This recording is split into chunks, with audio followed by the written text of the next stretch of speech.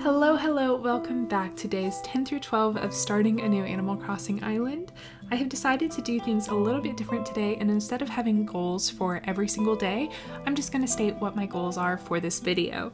So I would like to sell a bunch of plots of land. I'm also going to be placing down a bunch of items in the hope of getting a 3-star island. I'm going to do several villager hunts today, and we are also going to be selecting the plot to move the Able sisters to the island. We ended last video with villager hunting, and unfortunately we did not find anyone that we liked. So we knew that this plot was going to autofill, and it's autofilled to Petrie, whom I have had on my island before, and I must admit they're not my favorite, but it is what it is. We also really need to talk about Chatter's home design. It's a bathroom, and they sleep on a towel on the ground, which doesn't seem to be very comfortable, but I will say I do really like their wallpaper. That's pretty cool. I went and visited Tom and went ahead and purchased a plot to sell, as well as a brick bridge. I would like to place it diagonally right in front of Nook's Cranny, but because of the way the river is right there, it's not even on both sides. So I decided to give it back to Tom, and I'm going to wait until I can terraform the river to make it all line up perfectly. I feel like we kind of ran out of room in our little villager village, if you will, so I decided to go ahead and place the next 3 plots on the other side of the river, starting with this first one. For the next several minutes, I'm going to be crafting a bunch of things as well as placing items down in the hopes of getting to a 3-star island. So I'm primarily going to be focusing on a little farmer's market area, as well as planting some flowers and making like a little garden area. So I figured now could be a good time to talk about a book that I read recently and absolutely adored. I am a massive Ali Hazelwood fan. She does such a phenomenal job blending humor with romance and then this STEM aspect to everything.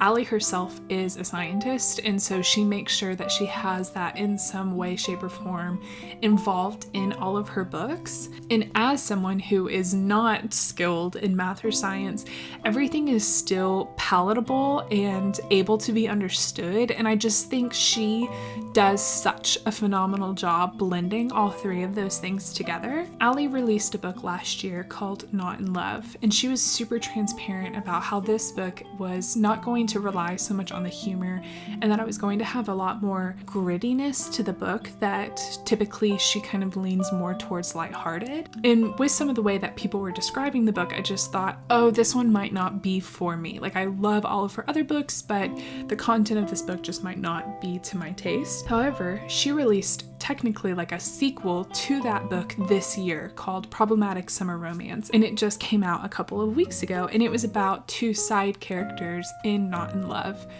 And I knew that I wanted to read Problematic Summer Romance, and so I figured it would be a good idea to read Not in Love. Now, quick backstory. You do not have to read Not in Love in order to read Problematic Summer Romance. You get to know the characters just like a little bit more, but they are standalones, so it doesn't matter what order you read them in. What I was not expecting was how much I adored Not in Love. I loved the way that there was no miscommunication, there was no 3rd act breakup. These main characters were on the same page from the very beginning, and even though there were aspects of their jobs that put them on opposing sides to one another, the respect that they had for each other was just incredible. What does make this book a little bit different than her others is that it has a little bit more adult content in it. It's more spicy than her other books. Ali is known to have a couple of scenes that are considered spicy in her books, but this one it's more frequent. The 2 main characters meet with the intent of having a hookup, but because of a circumstance that happens, it ends up not happening, but they enjoy getting to talk to one another. And then the next day, our main character goes to work, and then she finds out that there's a company that's acquiring her research company, and one of the founding members of that company is Eli, the man that she had met the night before.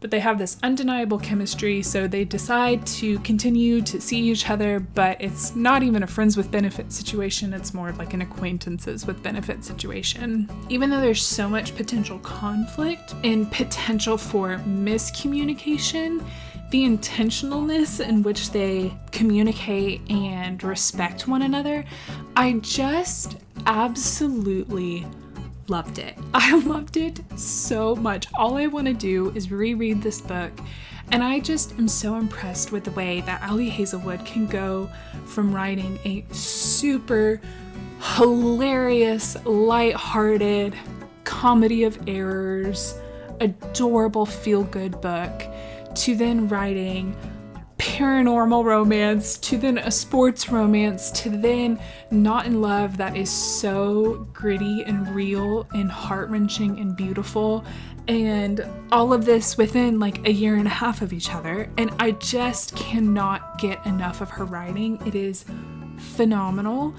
I understand that her writing might not be for everyone, but it is for me, and I will forever eat up every single one of her books. I just love them all. So if you are looking for a romance that does still have humor in it, and it's gritty, but it's not this just like depressing read, and it's beautiful and poignant, but it also has some spice to it, I highly, highly, highly recommend Not in Love by Ali Hazelwood. We round out our 10th day by going villager hunting, where we meet Genji, Rooney, and Betty, and I decide to pass on all three of them. But with my last Nook Mile ticket, we meet Maddie, who I think is absolutely precious. So we invite her to the island, and we also get some oranges while we're at it. Day 11 starts off with finding out that we have potatoes, and I just think they look so cute. So had to have a little celebration of that. We have a quick chat with Mabel, who lets us know that she is moving to the island and opening the Able Sisters, so we go ahead and pick out a location for the store. I don't know if it was from playing Stardew Valley, where I always planted an orchard in order to place tappers, but I decided that this area right next to the campsite could be a really fun place to have an orchard. And I think I want to put some sort of pergola or something kind of here in the middle, and I would love to have an incline going up to it, but it's perfectly centered. So I decided to go ahead and plant down some trees, and I think that this will also be wonderful in the future for collecting the fruit to sell it and making some money. I check in with Isabel, and she lets us know that we do in fact have a 2-star rating, but the advice that she gives is just to place down more plots. So I'm hoping that placing down these last 2 will get me to that 3-star rating. I went ahead and picked out a brick staircase and tested out a few different areas before I settled on this last one, and I really like that it's kind of tucked away, that you can still see the incline, but it's nestled within the cliff, and I think that's a really cool visual. We went on our second villager hunt of the video, where we ran into Wade, whom I had to think about this one for a long time because I think Wade is really, really cute, but there was something about him, so I decided to pass. But what was really nice was we were able to collect some bamboo while we were here. We then met Moose and Benedict, which were both no's as well. When I went back to my island to drop off some stuff, I saw that there was a tarantula hanging out behind my museum, so I was like, okay, we're gonna grow up, we're gonna try and catch the tarantula. But oh my gosh, it moved so fast and scared me so bad. I was able to purchase one more Nook Miles ticket, but unfortunately the last villager we met was Elvis, whom I do think could be a good villager for an island, but maybe just not this island theme. So I know that this plot is going to autofill.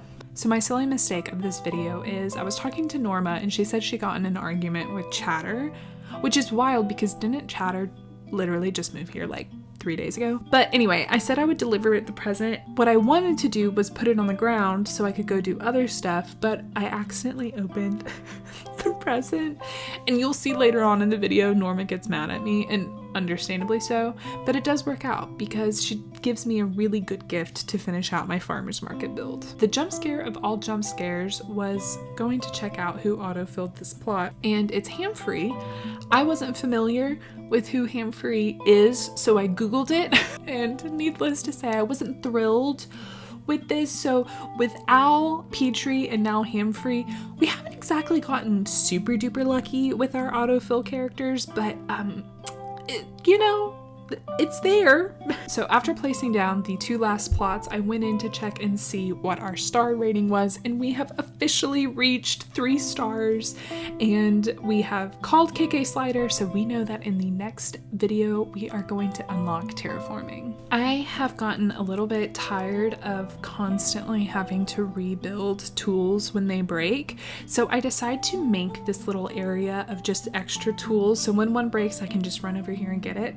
And then I've also decided to place a bunch of the items that I use frequently, so the different woods, iron, all of that kind of stuff outside, so I don't have to go inside and access my storage every time. So while it does kind of make things look a little messy, I will say it has been so convenient to just get to go grab things and start crafting instead of having to go inside. So I am alarmingly low on Nook Miles, but we need to find another villager to move into our last plot.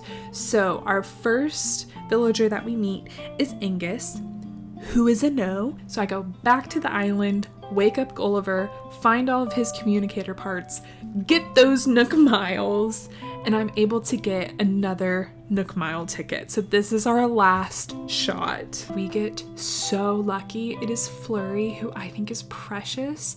So we go ahead and invite her to our island. I am so excited for the next video because we will have unlocked terraforming. So if there is anything that you want to see in particular, please let me know in the comments down below and I will do my best to add that into our island. But that is it for this video. I hope you have a fantastic day and I'll see you next time.